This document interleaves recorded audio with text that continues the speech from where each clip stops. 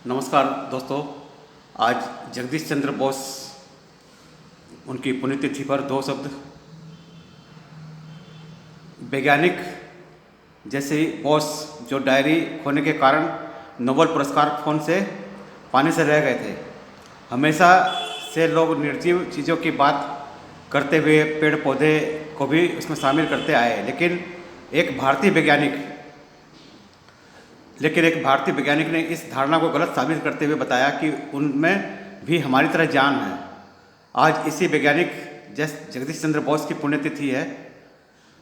पौधों को भी सजीव साबित करने वाला ये महान वैज्ञानिक अपनी ही खोज को अपना साबित नहीं कर सका था। दरअसल प्रोफेसर बोस ने ही रेडियो का आविष्कार किया था, लेकिन अंग्रेजी हुकूमत के कारण ये श्रेय उन्हें नहीं मिल सका था। जगदीश चंद्र बोस का जन्म 30 नवंबर 1858 को मेमन सिंह को रसौली गांव में हुआ था। अब यह बांग्लादेश में। बोस ने अपनी शुरुआती पढ़ाई गांव के ही एक स्कूल में की।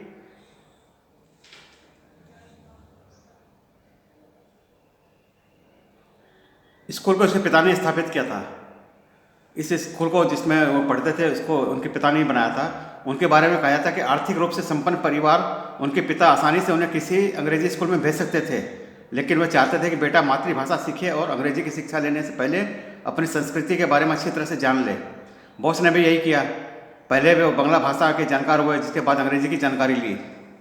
साल 1884 में बोस ने नेचुरल साइंस में बैचलर किया और लंदन यूनिवर्सिटी में साइंस में भी बैचलर डिग्री ली।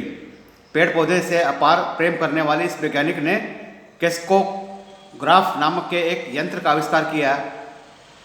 यह आसपास की विभिन्न तरंगों को माप सकता है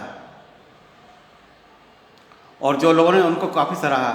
उन्होंने पौधे की उत्तेजना को एक चिन्ह के जरिए मशीन में दिखाया हुआ था। इसके बाद उन्होंने उस पौधे की जड़ में ब्रोमाइड डाली, जिससे पौधे की गतिविधि अनियमितता होने लगी। इसके बाद पौधे को उत्तेजना नापने वाले यंत्र ने कोई भी गतिविधि दिखानी बंद कर दी, जिसका मतलब था कि पौधे की मृत्यु हो गई थी।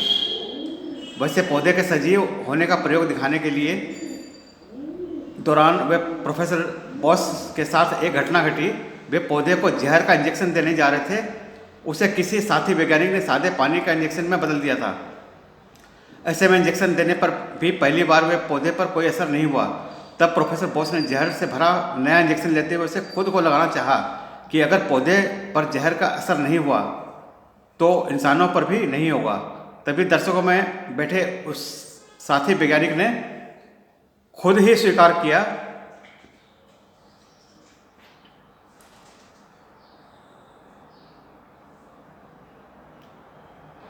और उसने क्या किया था कि मैंने जहर दिया। उसने साथी ने खुद एक्सेप्ट किया। अब वैज्ञानिक तबके के माना जाता है कि उसके बनाए गए वायरलेस रेडियो जैसे यंत्र से ही रेडियो का विकास हुआ, लेकिन अपने नाम से पेटेंट कर लेने के चलते रेडियो के आविष्कार का क्रेडिट इटली के वैज्ञानिक जे मार्कोनी को दिया जाता है। यहाँ तक कि मार्कोनी को इस खोज के लिए 1909 का फिजिक्स का नोबेल पुरस्कार भी मिला। असल में हुआ यह कि 1899 में बोस ने अपने वायरलेस आविष्कार मर्क्यूरी कोहेनन विद टेलीफोन डिटेक्टर की तकनीक और काम करने के तरीके पर एक पेपर रॉयल सोसाइटी में पब्लिश करवाया था, लेकिन बदकिस्मती से उसकी डायरी खो गई, जिसमें इस दौरान की गई उसकी सारी रिसर्च का जिक्र था। वही मार्कोनी ने मौके का फ़ायदा लेते हुए बोस के ही पेपर पर आधारित एक डिज़ाइन बनाया। ये डिज़ाइन बोस की तकनीक में से प्रेरित था, लेकिन पेटेंट में मार्कोनी ने बाजी मार ली। उस दौरान काफ़ी सारे वैज्ञानिक को बोस की खोज की जानकारी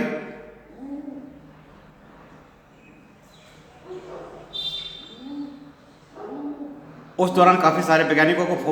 की खोज की जानकारी थी, लेकिन ब्रिटिश उपनिवेश से होने के कारण किसी ने भी बोस के पक्ष में नहीं कहा और इस तरह से वे अपनी खोज को अपना नहीं बता सके थे। ये थे हमारे जगदीश चंद्र बोस, उनकी जीवनी की कहानी, उनके नमन, हमारे भारत माता के सपूत। Thank you Jagadish Chandra Bose ji.